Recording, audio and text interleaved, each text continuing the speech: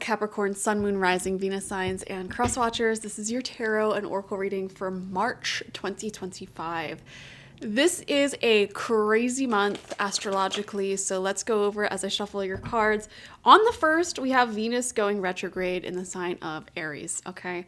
We're currently in Pisces season, sun-wise, so the sun is shining on our spirituality, deep karmic cycles within ourselves, how we limit ourselves, our connection to the past, our connection to our parents, how are we replaying generational curses, all these deep things Pisces season brings out in us. Very necessary time.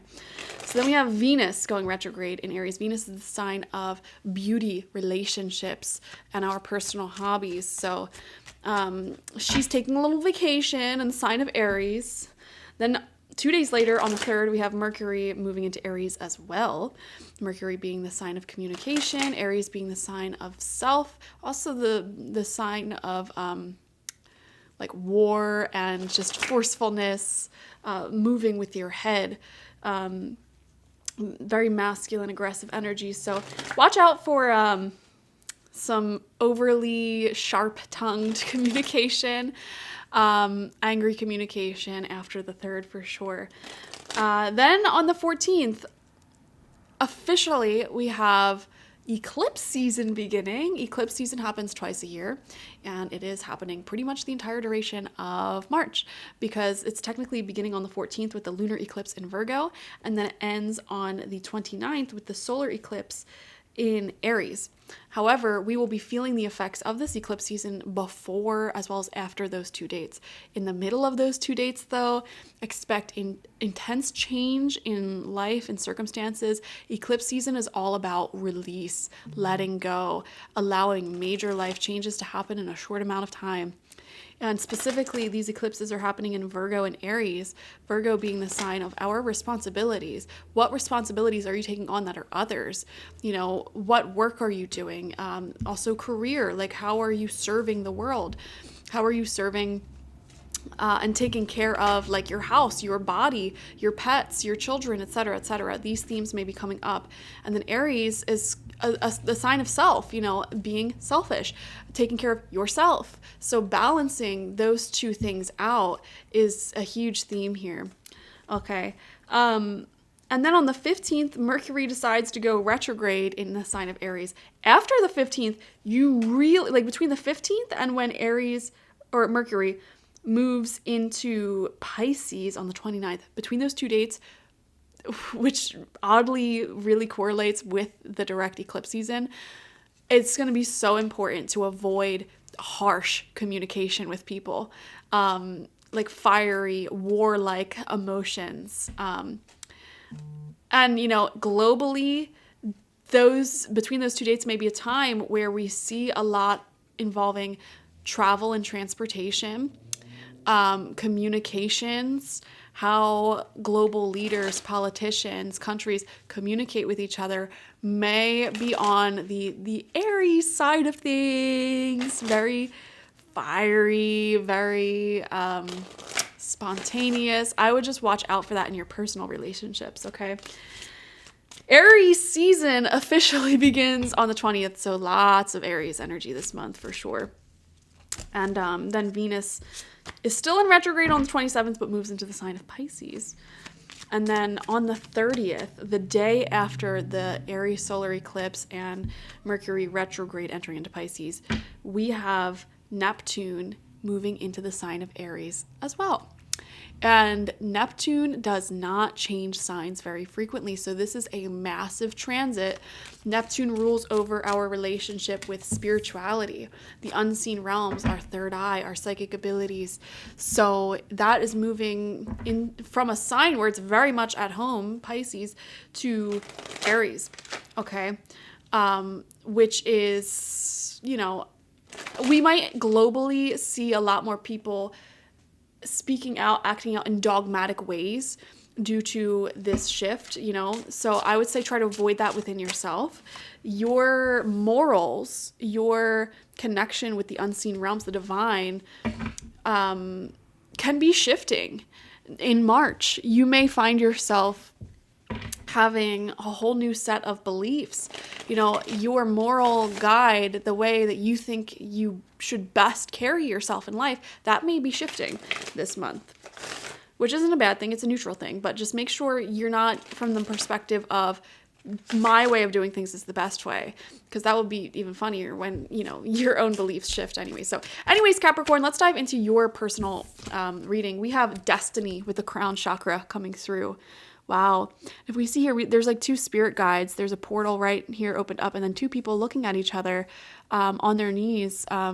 These can be initiates, people who are destined to do something greater in life, and they're being initiated by these guys. These can also be a pair of beautiful lovers who are almost like destined to be together, very supported by guides here. If you are finding yourself in a romantic relationship that feels really right, I definitely do feel like this is someone you can end up marrying, and you may feel like it's like destiny meeting this person because your souls just speak the same language. You're very much cut from the same cloth is what I'm seeing here. And specifically your morality, the language you speak with your heart feels to be the same. And this may be something that you had a hard time relating to anyone on. You know, you were always waiting for someone who spoke the same like love and romance language as you, who loved the same way, and who had the same perspective when it comes to morals, spirituality, ethics, etc. And you may have felt like an alien your whole life, like, when will I find someone like that? And you may have found that person, or some of you guys, you may be finding that person in March, especially with all this crazy astrological change. However, this does not have to show up in your life romantically. This is also destined collaborations and meetings. For example, like meeting an amazing business partner, or like your future best friend, or something like that. It definitely feels like your spirit guides, angels, ancestors, past loved ones are just very, very supportive of some shifts that are taking place in your life. I don't know why this time period just feels destined for you, Capricorn.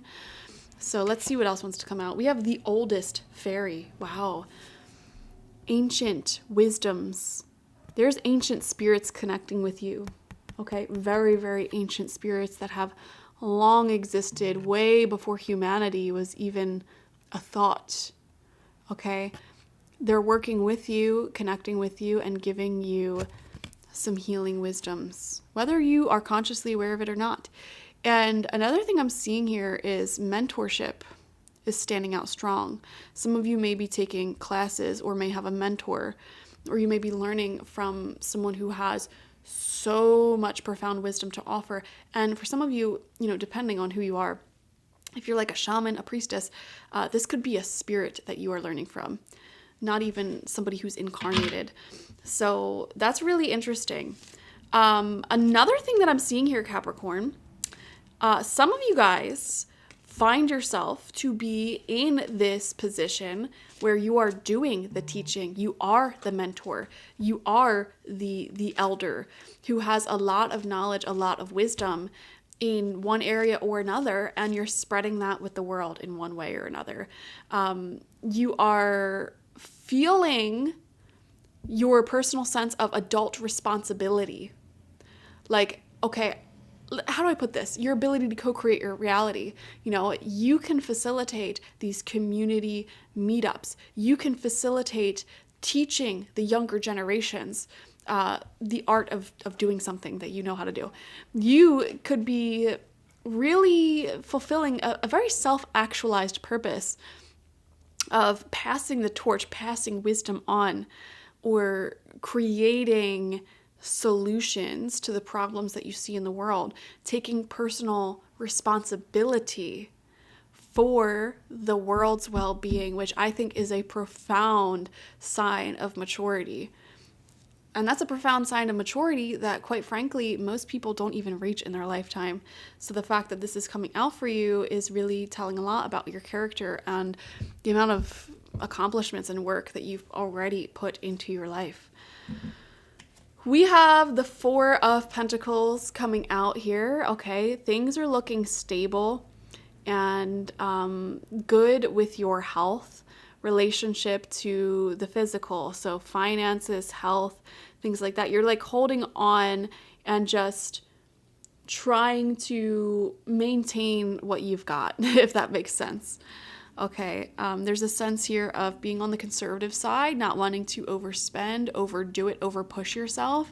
It's kind of like this mindset of like, okay, we don't have to be so risky and, high risk, high reward. Like, let's just do what works and be consistent.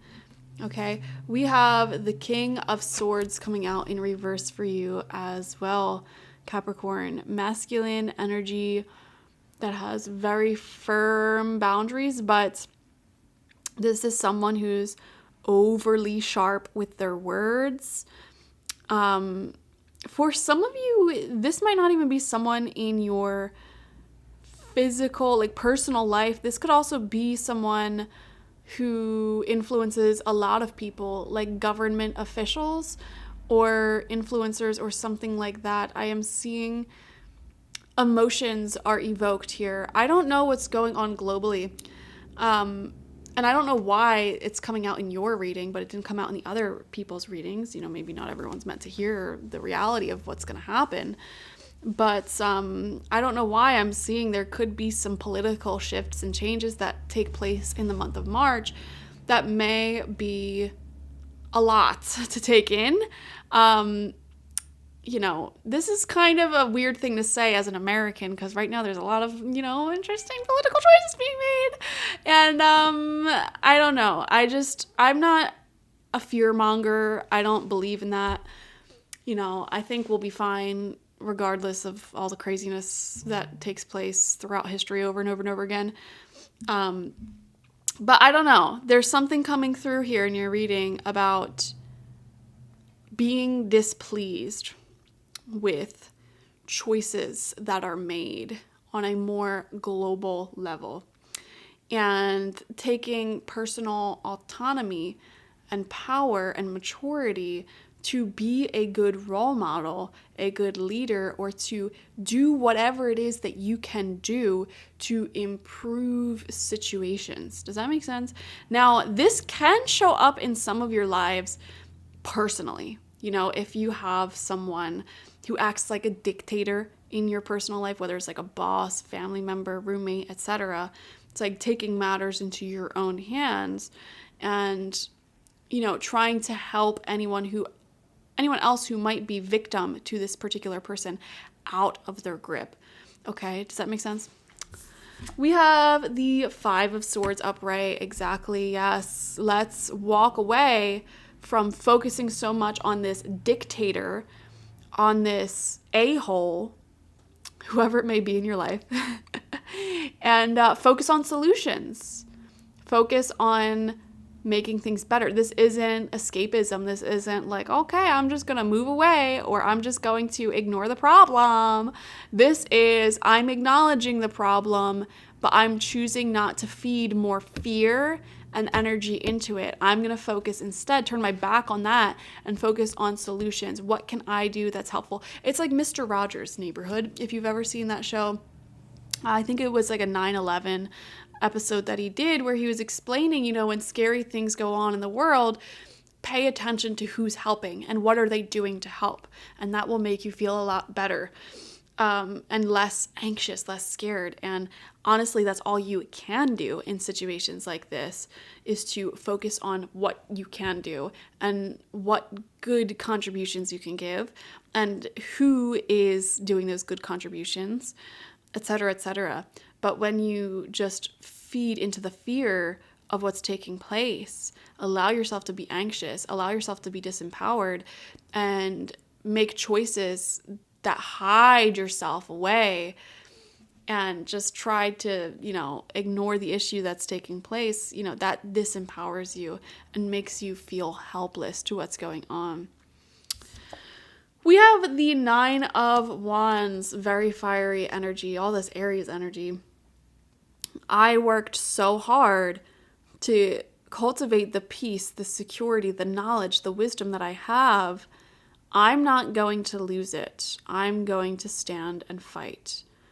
very revolutionary sort of messages coming through for you. And this can also come through in your personal relationships. You know, I've worked too hard to get to a good place myself. I am not going to let you walk all over me. Okay, we're going to change the dynamic of this. I'm going to assert some boundaries here. So that way I don't feel like you are using me, taking away my peace, my resources, everything I've worked hard on. These are my boundaries. Boundaries are not meant to separate people. They're actually meant to keep people together, you know, by not building resentment and tension, and which will inevitably destroy a relationship, you know. So when you set boundaries for yourself and say, you know what, this is a step too far, it's making me uncomfortable, please don't do that. And if you do that, I'm going to have to take some action to remove myself from this situation. It's just such a powerful thing that you can do to protect all that you've cultivated and your heart and all of that. And I just wish that everybody, when they are a child, is taught how to set healthy boundaries emotionally, how to emotionally process first and foremost. Like, if you're going through a rough time, rough situation, what do you do to emotionally process? Do you journal it out?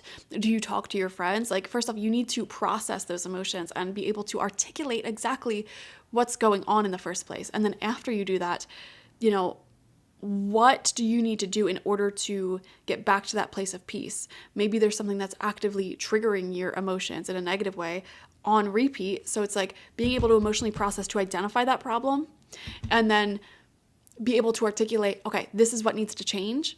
So that way I can just be my peaceful, most amazing self. And here's the actions that need to take place. Like, that is such a power, such a skill set that I wish everyone had. So you may be practicing that at this time. Drawing your limits. Yeah, King of Wands in reverse right next to that, right underneath the King of Swords in reverse. Pay attention to the masculine energy people in your life and also the yang masculine energy within yourself, because they're butting heads here. There's fiery tension, coldness, ruthless energy that is very sharp-tongued, and then the King of Wands reverse is very egotistical, my way or the highway, I know best.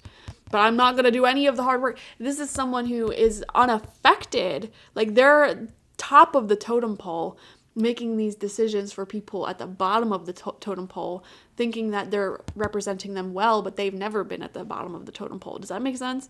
We're seeing this sort of energy here. Would-be kings, people who should be mature, wise, guiding and leading, just fumbling the positions of authority that they're put into, fumbling their own leadership. I would pay attention to if you feel like there's any narcissistic people in your life, it's time to walk away, set boundaries, etc. Another thing here is a sense of possible frustration with anyone, especially masculine energy people, who do not take personal responsibility for their life.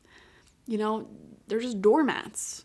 They complain, and it's like, woe is me, this is my problem, blah, blah, blah, blah, blah, but they're not doing anything. That is so exhausting, especially as a Capricorn. So I get you, because Capricorns are all about, like, my problem, my solution, you know? Working hard. Y'all are the daddies of the zodiac. Even if you're like the most girly girl out there, you're daddy, okay? So you get things done, okay? You're not gonna sit here and cry about it. And I love Capricorn so much. I don't know. It can be a little frustrating when you're dealing with those people, and that's why boundaries are coming into play here. Final card out is the Four of Cups in reverse. Just wanting a little bit of something extra here, you know, just wanting some change, wanting to, I feel like there's always been this opportunity to, it feels like a big opportunity, either for love if you're single, or this could be a really big change in your life. And this may specifically be tied to your work or creative projects. It's there in your mind, like the back of your mind. This is a possibility, but it's in reverse. So you may be choosing not to pursue that right now. Wow, that's a very specific message. And it feels like you're just wanting to be stable throughout this month, wanting to protect the blessings, the relationships, the beautiful things that you already have going on, and just pour into that, pour into the routine that already exists. Does that make sense? And you might not necessarily be wanting to take on anything really big, really new that may compromise the peace and the progress that you're already making. But in the back of your mind, you have lots of ideas for things that you may want to do in the future. So really interesting stuff here. And I really do feel like a lot of you guys find yourself mentally in this position of, well, first off, being extremely spiritually aware and awakened.